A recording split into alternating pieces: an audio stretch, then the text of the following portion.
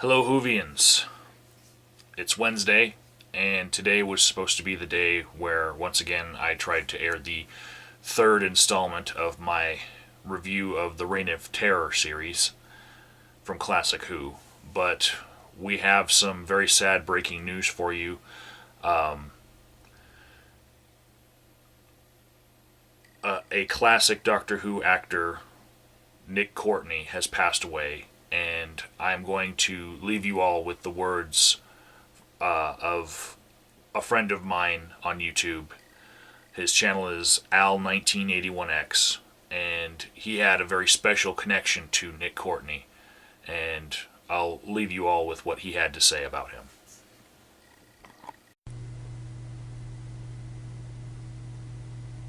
Can you see that? I thought I'd start this video with a Doctor Who painting I did. That's the TARDIS, but this TARDIS can sort of see a sort of Van Gogh style space. Some people would say I should say Van Gogh. Painted this after the Van Gogh episode of Doctor Who, actually, which was one of my favourites. I paint Daleks as well. I think the first painting I ever sold was a Dalek. Some of you may know that yesterday an actor called Nick Courtney, or Nicholas Courtney, died, and basically he was a big part of Doctor Who, classic Doctor Who in the 70s. He did return to the role just year before last to be in the spin-off series Sarah Jane Adventures, and died yesterday at the age of 81. So this is all over the place. And basically, I mean, I'm really too young to remember his era in the show.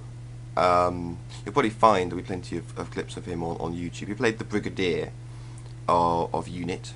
But I grew up with sort of knowledge of him, his part of Doctor Who in the 70s, and there were some videos, and then UK Gold came along at some point. And what I want to do, this will mean something to Doctor Who fans, is watch Battlefield. Because that's the one, very late 80s, I think the year before the classic show was actually cancelled, and that's the only time, because I was 2 the previous time that he'd been in Doctor Who, but that was something I think I got on video as a present when I was like 5 or 6. But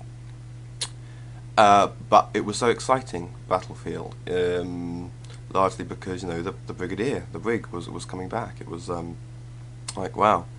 And we didn't know the series was going to be cancelled, so we thought, oh, you know, he'll return some other day. No, Battlefield scares you. Battlefield, Battlefield, you think the Brigadier has actually died, and then he's okay.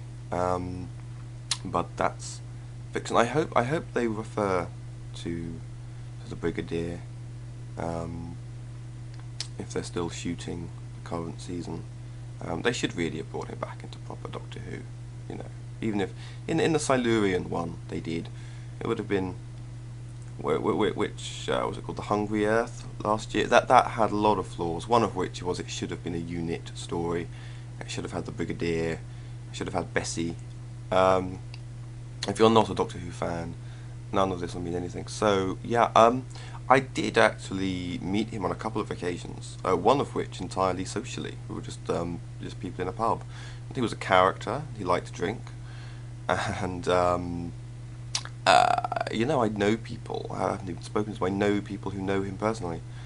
So I need to get on Facebook, and I need to yeah. So I guess I'm paying tribute. The internet will be full of it, of course. But yeah, paying tribute to a cult figure.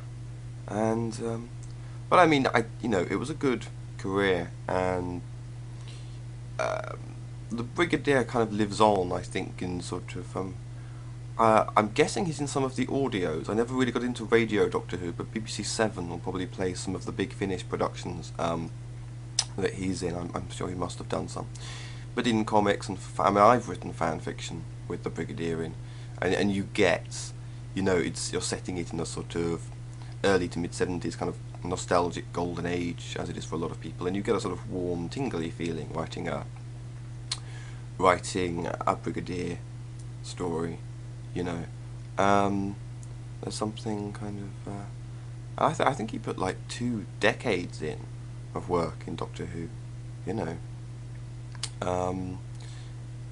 Which is, you know, quite something. He really was part of the classic show, and I think has been referred to once in the new series, because they have got the United Nations Intelligence Task Force, but of course he was retired and very nerdy, but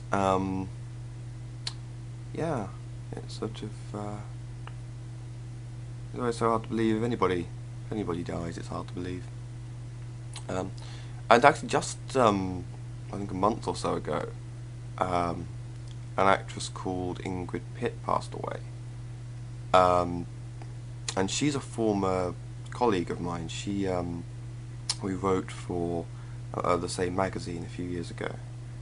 But the first time I met both of them, no, I think it was the second time I met Nicholas Courtney, and the first time I met Ingrid Pitt was at a cult TV and film convention, and they were together, signing autographs together. They were in a Doctor Who story together called The Time Monster.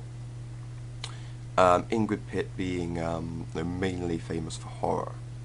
You'll see her in all sorts of Hammer horror films like Countess Dracula, and